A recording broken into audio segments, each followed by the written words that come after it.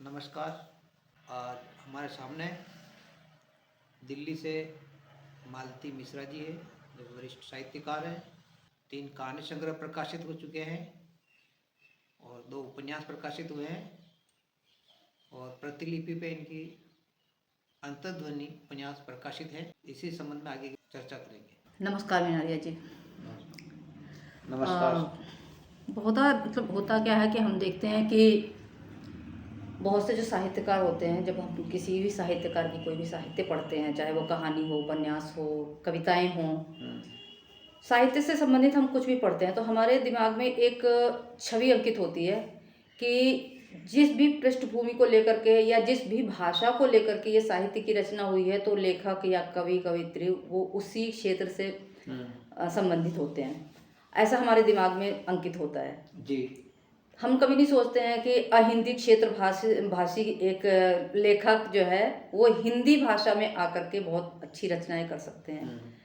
लेकिन यहाँ पर हमने क्या देखा है कि आप मीनारिया जी एक अहिंदी भाषी होते हुए, एक ऐसे क्षेत्र से होते हुए, राजस्थान से आते हैं, बावलिया से, लेकिन आपकी जो रचनाएं हैं वो सब हिंदी में हैं। आपके साहित्य पूरी साहित्य मतलब जितनी भी आपने कहानियाँ लिखी हैं, उपन्यास लिखे हैं, वो सब हिंदी में हैं।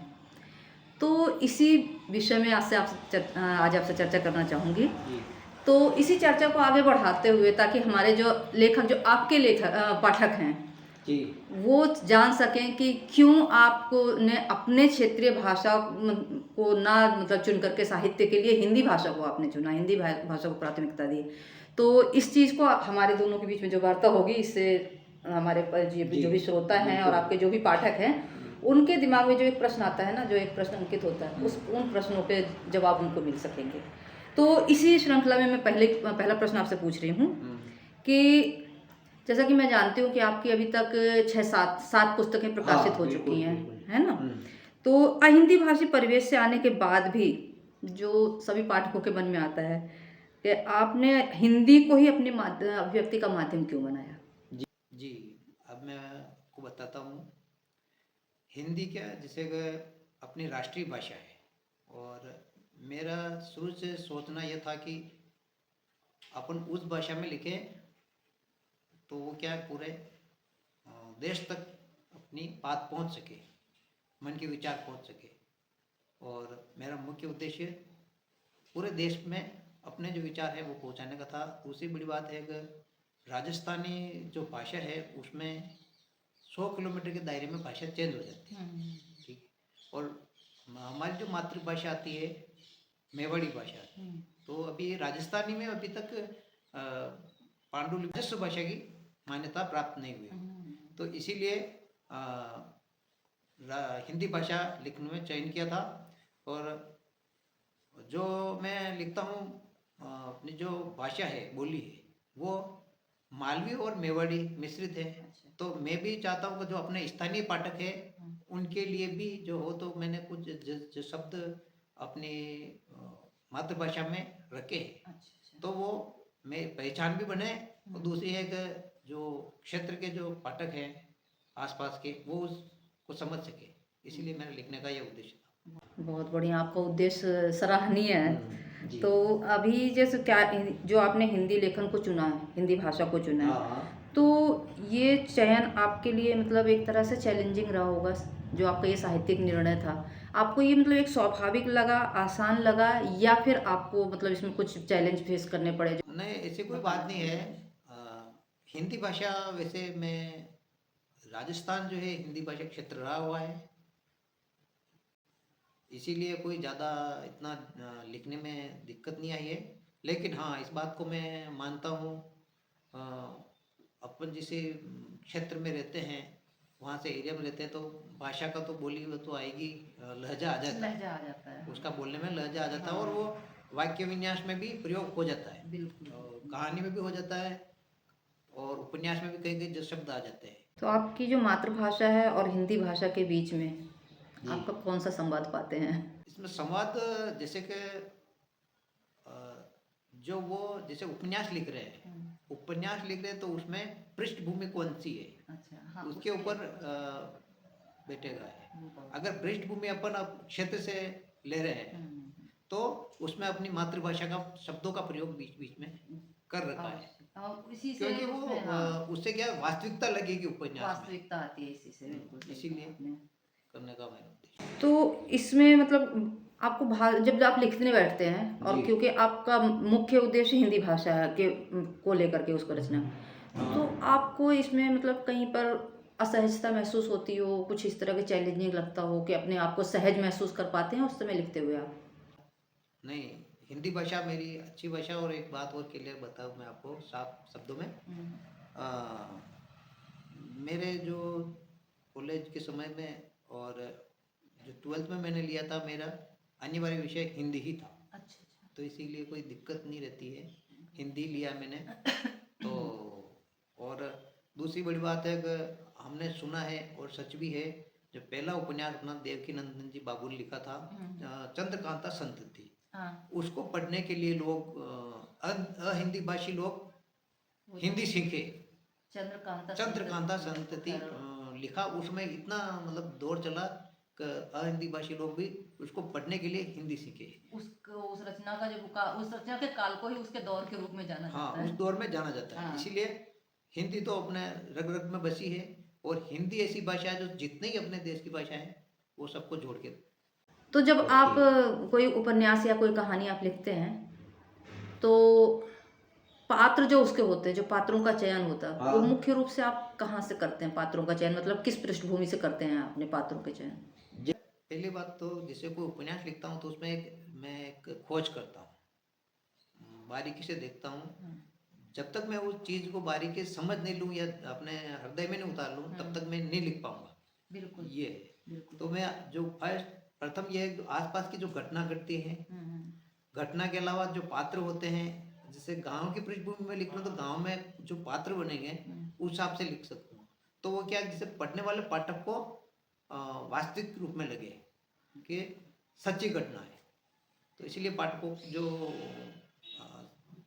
इसमें इनका देता हूँ मैं, तो गांव को अधिकतर गांव के नाम मिलेंगे, पात्रों के नाम मेरे अधिकतर। और मेरी ये रहती है कि हमारा क्षेत्र का नाम पूरे देश में जाए।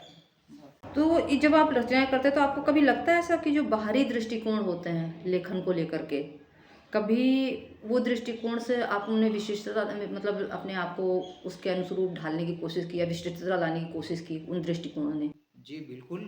अ, मैं अखिल भारतीय साहित्य परिषद से जुड़ा हूँ, और अखिल भारतीय साहित्य परिषद की शाखाएं पूरे देश में, इकाइयाँ 600 से अधिक इकाइयाँ हैं, पूरे देश में घटित है। तो कहाँ भी जाते हैं तो वो उसके जो वहाँ के साहित्य है उसका प्रभाव विशेष पड़ा है। और मैंने इससे संबंधित बहुत सारे कृति पढ़ी भी है, उपन्यास भी पढ़े हैं, इसलिए उनका प्रभाव तो स्वाभाविक रूप से पड़ता है। जैसे कि उदाहरण के तौर पर मुंशी प्रेमचंद जी जो उत्तर प्रदेश से आते हैं, उनके उपन्यास पढ़ेंगे तो उनको पढ़ते समय उनकी मातृभाषा का प्रयोग हो, इसलिए उनका प्रभाव तो अपने पड़ेगा। बिल्कुल बिल्कुल। तो कभी आपको ये दबाव महसूस हुआ कि अपने आप को मुख्य धारा में जोड़ना पड़े, साहित्य की मुख्य धारा में जोड़ने के लिए कभी ऐसा दबाव महसूस किया आपने? मेरा ये सोचना है कि अब जो मैं लिखता हूँ वो राष्ट्रहित में, और ऐसा लिखें जो सबके लिए प्रेरणा बने।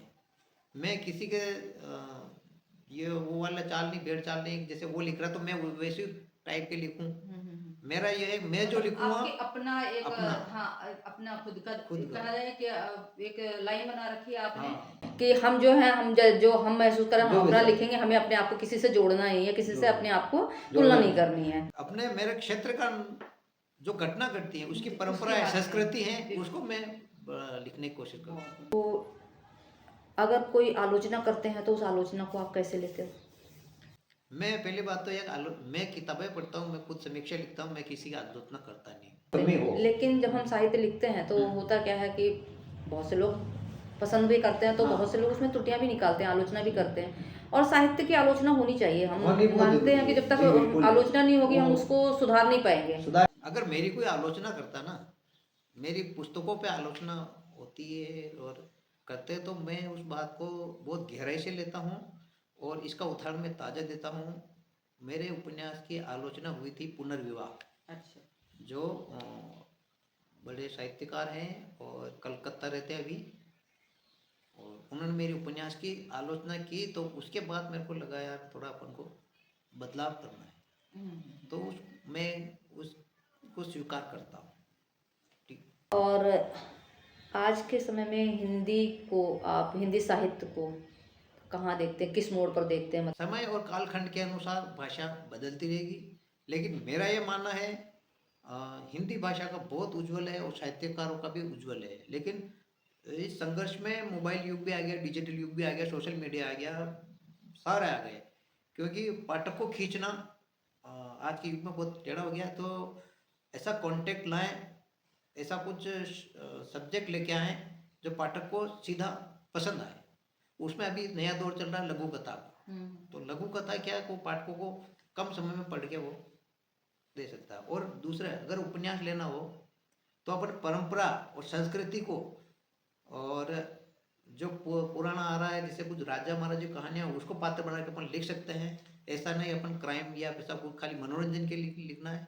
मेरा कतई ये उद्देश्य नहीं है। मैं जो लिखूंगा वो अपने देश की परंपरा, संस्कृति और त्योहारों को जीवित रखते हुए लिखता हूँ।